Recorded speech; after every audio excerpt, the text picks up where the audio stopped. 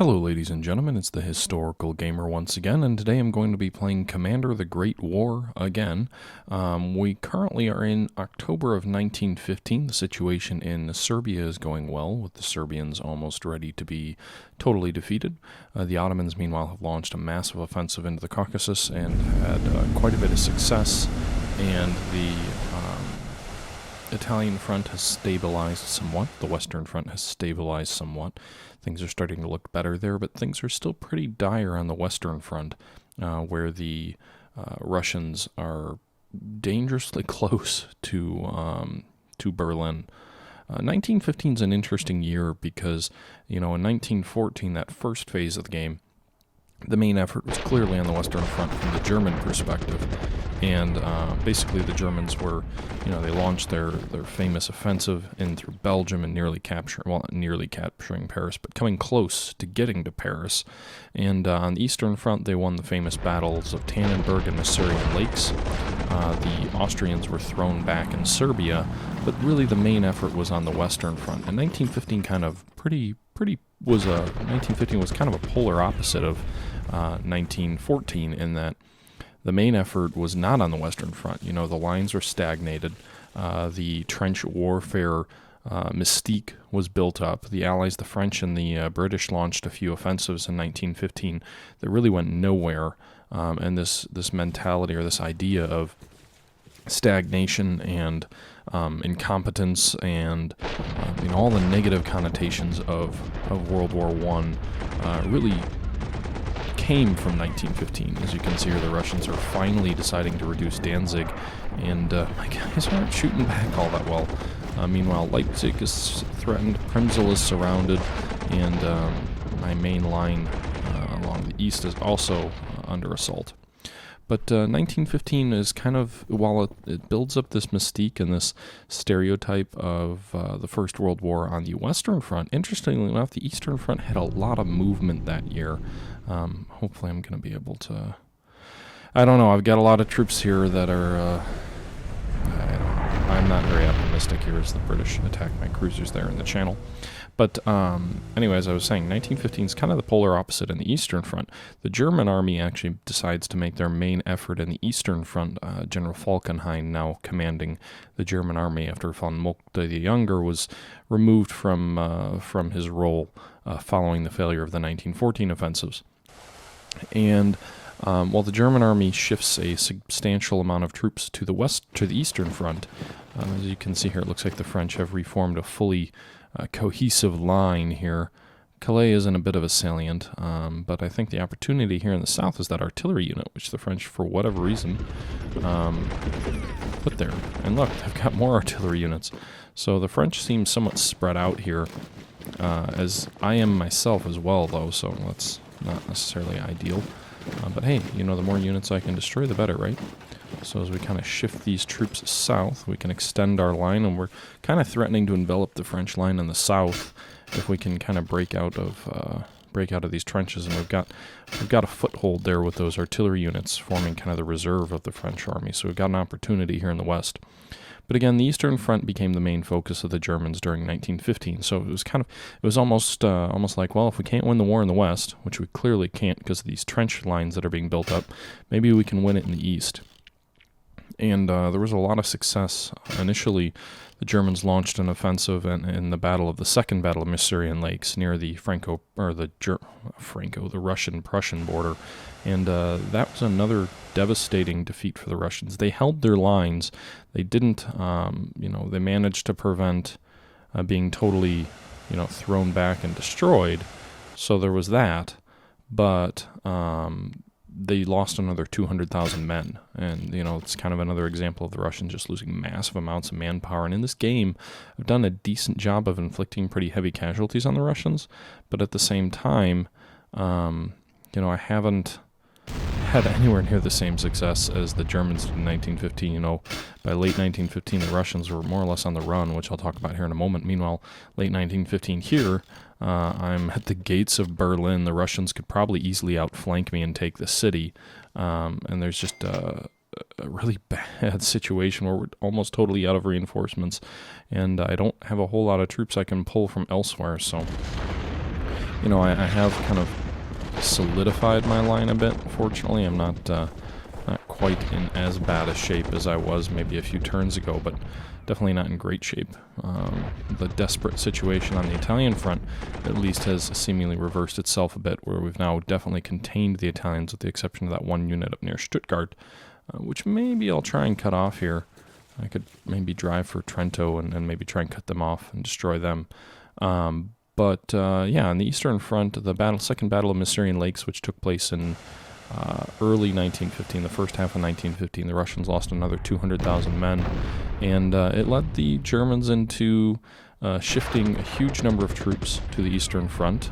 Paul von Hindenburg won the Battle of Second Masurian Lakes, so he had won the Battle of Tannenberg, he had won the Battle of Masurian Lakes, where the Russians were absolutely devastated and destroyed. Those two tandem battles in Eastern Prussia in 1914 nearly destroyed two Russian armies, over 200,000 Russian losses. They lost 200,000 more in Second Masurian Lakes, and that was only the taste of what was to come here as I try and reduce. I don't really have the manpower to reduce Serbia quite yet this turn, but should start next turn, I would think. So as I was saying, the Germans won another battle at Masurian Lakes, and then they organized a joint offensive with the Austrians. Masurian Lakes was successful in some regard, but it did fail to further south relieve a siege of Przemysl, where the Austrians had a fortress there that was under siege, which I also have historically, accurately I suppose, am under siege there as well. And on the Ottoman front, the 1915 was pretty quiet. There was a lot that happened in 1916, but there wasn't really much of anything happening between the Russians and the Prussians, or Russians and the Ottomans on the Caucasus front. The famous Battle of Gallipoli was ongoing, which doesn't seem to be occurring in this game. But the Caucasus was relatively silent, unlike my dramatic offensive here, as you can see, driving deep into that region. I've already destroyed 5 Russian garrison units, and a 6th one there is cut off. I've also destroyed, well, no, I haven't destroyed, but I've got 2 small city garrison units, which are threatening to be destroyed as well. So the Ottomans are doing very well for me. As I was saying, 1915, the Germans launched that initial offensive near the Russian-Prussian border of Masurian Lakes. It succeeds to some degree, inflicts heavy casualties on the Russians, but they do hold on. However, by the summer, by sort of May to June, the Germans organize a large-scale offensive with the Austrians. That offensive was called the Gorlice-Tannau offensive, which took place, it started in May, like I said. May to June was this offensive on the Eastern Front. And it's interesting to me because I've already mentioned that the Germans shifted large numbers of troops from the east to deal with this. So, by this point in time, Przemysl would have actually been reduced here as I contemplate the future of these cut-off troops. But, by that point in time, Przemysl would have been reduced. So I'm doing a little bit better on the Austrian portion of the front, but not so. I don't have any reserves, so we're in trouble if that falls. Vienna is just a wide open target for the Russians.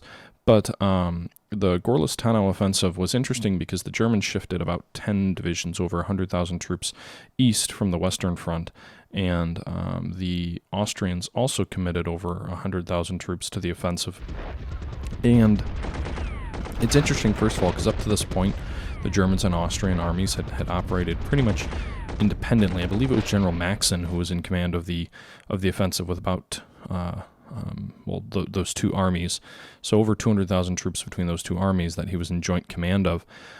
And we always think about Russia being this massive horde of manpower and, human wave assaults and all of that. But it's a testament to kind of the complexities of a large-scale war over a large front, that the Germans were able to attain local numerical superiority, where they attacked along the front. The Germans massed about 160,000 men from these two armies, about 200,000 men. They massed about 160,000 men along the front, where the Russians only had 60,000 soldiers.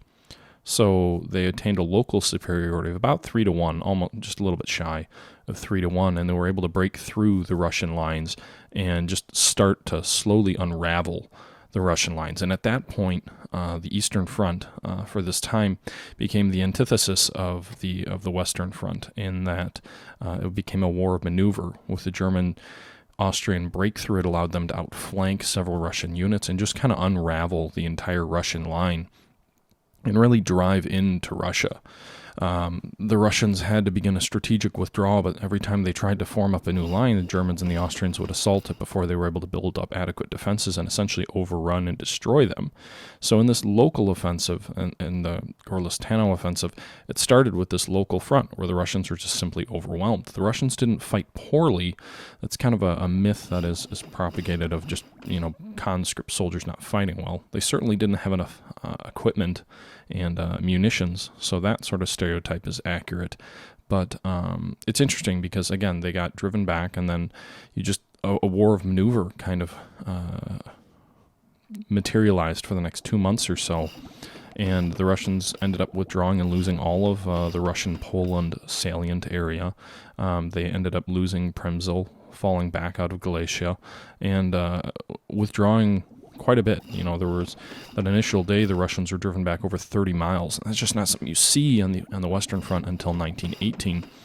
So again, the total opposite effect. And while the Russians weren't defeated in 1915, they were driven back quite a bit. It would end up leading to as I said, a strategic withdrawal by the Russians in which they essentially were retreating from the end of the actual offensive through September, I believe it was, either August, September, and basically were retreating for about 2 months. I think it was called the Great Retreat in 1915 or something like that. And during that retreat, we talked about the Russians losing 200,000 men at Masurian Lakes.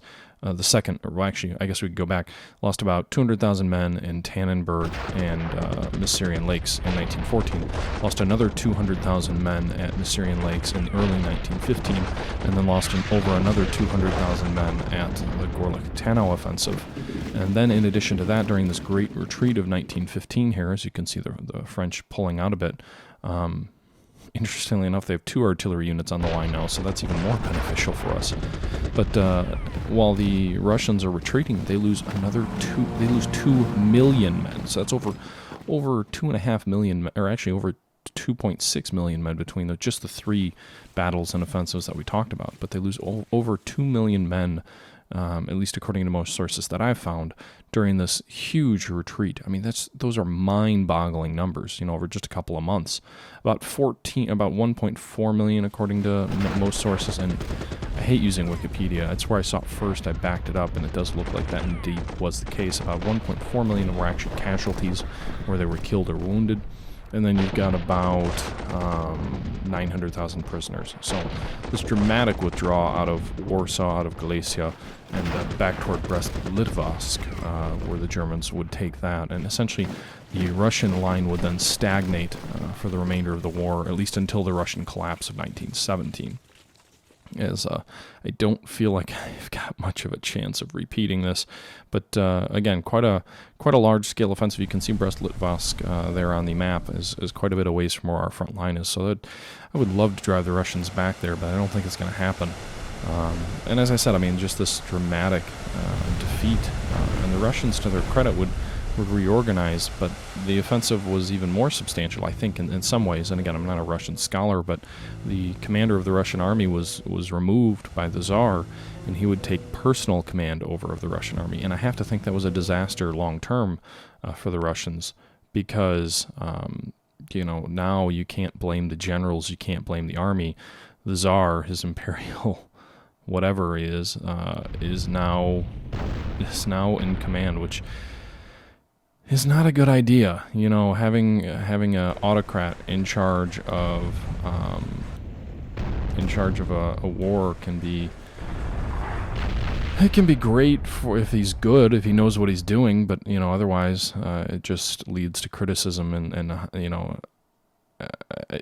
you don't want the Tsar to be personally responsible for what's going on at the front, because if he is and things go badly, well, you might end up with a revolution.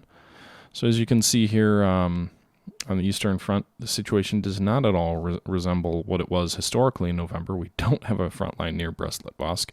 We have kind of driven the Italians and French back near the Italian border, fortunately. We've cut off the Serbians. They're still surrounded there, but the goofy game mechanic where you can't be out of supply in capital cities is still showing itself annoyingly for me. Meanwhile, the Italian Navy doesn't seem to be anywhere near the Adriatic, so we're doing okay there since we can keep using our army or our navy to basically bombard the enemy along the front. We're going to continue. We'll take that bait of the Italian forces withdrawing there, and you can see we're driving in on Trento. I don't know if I'll be able to cut off that force at Stuttgart, but I'm going to go ahead and... Should I try here? I can't get an army unit behind him, so I guess I'll have to put a garrison unit there and get that guy cut off. But, you know, the Italians have an army unit that can probably push forward if they move that force from Trento. Or, sorry, yeah, Trento, is that how it's pronounced? From Trento, they can probably push our garrison unit out of there easily enough. But if they don't, we'll have a cut-off Italian army, which will be nice. So the Italian front is shaping up nicely. Here in the Serbian front, you can see attacking a fortified city is never easy, even if they've been cut off for months. So all those attacks basically led to nothing. The Serbians are still defiantly holding out. I can't reduce them. I probably shouldn't have pulled all my artillery out to the Italian front. I could really use those guys here, but I guess there's no sense in pulling them back now. Western front, as you can see here, the French, I don't know why. This might just be a stupid AI, or maybe the French are really low on manpower. Regardless of what it is, I will be happy to see the French have multiple artillery units along the front line there. You see they had an army unit in reserve, so I don't know, why on earth did they leave that unit on the front line if they had an army unit right behind it. But making some progress here. I could advance after destroying that artillery unit, but that would put me in an awfully difficult position. We'd be in a salient of sorts if we try and advance toward Dijon, but I'll do it. And that's good. So you can see here the French do not have any troops here in between me and at least the next hex toward Dijon. So that's a good sign. The French, again, they may be very low on manpower. If we get this artillery up here, we can provide some support, maybe destroy that French army along the Swiss border, and maybe, just maybe, open things back up a bit. Move this army unit into the salient there. I don't have any... This is really where it becomes an industrial game. I don't have any spare industry to kind of shore up that northern flank. But some success on the western front there. We just took 2 hexes, which is, in my mind, pretty successful with basically no loss. We destroyed 2 French artillery units, which are definitely a good thing to do. You know, the artillery is expensive and hard to replace. And I gotta think the French may be a little bit overexpanded. They've got troops in Italy. They've landed and lost a couple of units in Serbia. So things on the western front are looking up. Meanwhile, things on the eastern front are as gloomy as ever. We'll shift 1 army here to the south. So now we've got kind of a contiguous line almost to Leipzig. Lessens the danger a bit in Berlin. Meanwhile, the Austrians... I'd like to try and cut off these Russian units, but it might be a little ambitious. We don't really have any troops here. But if we can get in behind them and cut them off at Prague, and maybe we can at least cause them to withdraw and lessen the threat to central Germany and Leipzig and all that. So we'll see here. I don't know if this is a good idea, but I'm going to attack this unit here. Again, any attempt to destroy the Russians, or at least set them back, should be taken, in my opinion, as we've got a pretty strong front line along Stettin. But the never-ending Russian hordes is definitely accurate. And they kept on fighting, to their credit, throughout 1915, 1916, and into 1917, despite those massive losses I talked about. So, at least in that sense, these hordes seem to be accurate. It just seems like they're too effective. One of the Russian weaknesses early in the war, and you really saw in the case of the Gorkny-Tenau offensive and Masurian Lakes, was the Russian soldiers fought really well, interestingly enough. Despite all the stereotypes about Russian soldiers, they did very, very well, but the problem was they just didn't have enough equipment, they didn't have enough ammo, they didn't have enough artillery, and they just, not necessarily guns, but ammunition for them. And that was where they really struggled, was their industry took longer than some of the other countries' industries to gear up for war. Although it is true you did see this massive artillery shortage across the entire front. That may be another reason that the Western Front kind of bogged down in 1915, is there was this great famous artillery shortage where there were, in some cases, only a couple of artillery rounds per gun, and artillery was heavily rationed as we destroy that British unit in Suez. But yeah, artillery was heavily rationed and incredibly short supply in 1915 on the Western Front because, just the nature of trench warfare of just firing off millions of rounds in individual battles, there was no industry to support that. So it took those countries years to build up, a stockpile. But Russia was worse off than others in that case. So that's another reason that they struggled is that, everyone is bad off in terms of artillery supply, but the Russians were worse so. One interesting thing, I guess I don't know a whole lot about the German side of the industry of the war, is if they had a massive artillery shortage like the Allies did. I mean, I'm sure they didn't have tons of artillery to be, just playing around with, but they certainly didn't seem to have, it's not as well documented anyway, the famous artillery shortage of the Germans, so much as it was for the Allies. And maybe that's just, again, because they didn't launch any major offensives in 1915 on the West, while the Allies did. That could be part of the reason why. You can see here the Italians attempting to break out of their encirclement. We'll see if that's successful or not. Meanwhile, the Western Front, what's going on here? Launching an offensive against my more lightly armored units. Got to give, the AI is pretty intelligent in that sense. It tends to make smart attack decisions. You see there on the Western Front, they attacked the 2 garrison units in the front line. They didn't attack anyone else. So that was an example of the AI being smart. Meanwhile, in the Caucasus, I'm surprised. I've driven pretty far in so far, I think. I've had a lot of success as the Ottomans there, and the Russians don't seem to be pulling any troops off, which is really annoying. My hope had been that maybe their offensive here in eastern Prussia or against the Austrians would be offset by them maybe pulling troops out to try and deal with my attacks. That was my great hope in that Ottoman offensive, is that it would pull enough troops off to cause the Russians to stop their attack along the eastern front in Europe and buy me time. But that certainly doesn't seem to be the case, as they're attacking Leipzig now directly again. And yeah, they've got Premysl surrounded. Fortunately, that's a fortress city, but it's out of supply, or it's low on supply, so that's not going to last forever.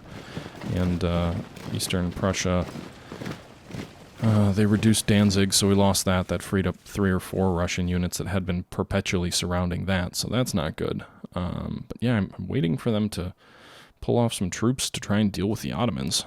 It's frustrating that they haven't. I've got to imagine they're going to lose political points or whatever for basically being so defeated in the east, but I guess their victories in Prussia probably offset that, huh? Meanwhile, the German Navy is taking some pretty heavy casualties in the European sector near the Channel. I've been a little bit aggressive with them, but I definitely think it's paid off. We've destroyed 1 British battle fleet already, and while our own ships are hurting in terms of manpower, they definitely aren't defeated yet. I think I'm gonna swap out the battleship here, get it into Antwerp. If you lose a battle fleet, you lose a huge amount of national will. So if I get that battleship in port, it gets a lot better defense. That cruiser, as a result, probably will be destroyed and defeated. But you can see here the Allies have... what are they doing here? They've been able to pull some British troops in here, and reducing that French unit in that salient really wasn't successful at all, unfortunately. But the western front line is kind of bending backward in a bow. I don't really have any reserves here, so the French may well break through in this one isolated spot here on the western front, unless pull these guys out. I think I might have... Yeah, I've got a unit I can bring over from Metz, and the French can only attack it with 1 unit from Verdun, so that should make my front line a bit stronger. Yeah. Okay, so the Western Front is kind of a perpetual damage control and trying to accomplish the most we can with a very limited ability, I guess. The Italians near Stuttgart were cut off and were never able to get back in supply, so that's good. We can pull this garrison unit back and finish them off, so an entire Italian army now has been destroyed. Excellent. And Stuttgart is now relieved. Kind of 2 birds with 1 stone. Pulling that garrison unit out also helps to to relieve those troops as well. So the Italians have now lost, I think, 2 full-size armies, and Italy is not nearly as powerful as some of the other countries in this game. So, you know, having them suffering these kind of casualties is very good for us, and very good for the Italian front. Italy, interestingly enough, has been the opposite of the Caucasus. While the Caucasus hasn't brought any Russian troops that I can tell to alleviate the offensives on the west, the Italian front has drawn substantial Western troops in the terms of British and French. I've seen at least 2 French armies there and at least 1 British army there that have been pulled away from the Western front. And maybe the British weren't doing a whole lot on the Western front, but still, they've been able to draw a substantial number of troops away from the Western front, which has made some of these attacks in the west successful. That may have been ill-advised, though. As you can see, that German army unit now is pretty heavily under-strengthed. And I'm going to try and pull my navy out of Antwerp here. So, things on the Western front right now are doing all right. Eastern front is still in a dangerous spot. The Caucasian front is doing okay. Fortunately, we're continuing to drive. Oh, and it looks like the Russians, I don't know if they pulled this troop out of the west or if they just built this troop in Stavropol, but the Russians have now put a full army unit into Stavropol, which is good, again, because not enough to stop me, that's for certain, but certainly a good sign that the Russians are allocating some troops to the Eastern front. Not Eastern, but the Caucasian front, I guess, here. As we continue our advance, we're going to keep advancing north from Grozny. I want to kind of keep this a general advance throughout the Caucasus, meanwhile, as we kind of shift these troops around. But yeah, I've taken several important cities and advancing further in the Caucasus as well. So success all around, seemingly, for the Central Powers, or for the Ottomans specifically. The Ottomans haven't had anything bad happen to them yet, I'm sure. I'm jinxing that, so knock on wood there. But yeah, so that's where we are here. We're now into December of 1915. I think that's going to be just about it for this video here. Pretty stagnant turn on the Eastern front, which is good news because as bad as it has been, a good victory there near Stuttgart for the Germans and the Austrians. Austrians still struggling to finish off the Serbs, and on the Western front, some meaningful gains, although we'll see how long-lived those are with the now building up kind of our own salient in southern France. Meanwhile, the most substantial movement continues to be in the Caucasus region, where the Ottoman offensive shows no sign of letting up. So, again, a tenuous situation in the east. Other than that, things are going okay. Not doing great, but okay. And I guess we'll see where we go from here. But thank you for tuning in. And as I probably failed to reduce scope key here again. Looks like I'm slowly wearing the Serbians down, but they're definitely inflicting way more casualties than I'd like. But anyway, until next time, this is the Historical Gamer saying thank you for watching, and yeah, I can't do anything else here, so thank you for watching, and I'm out.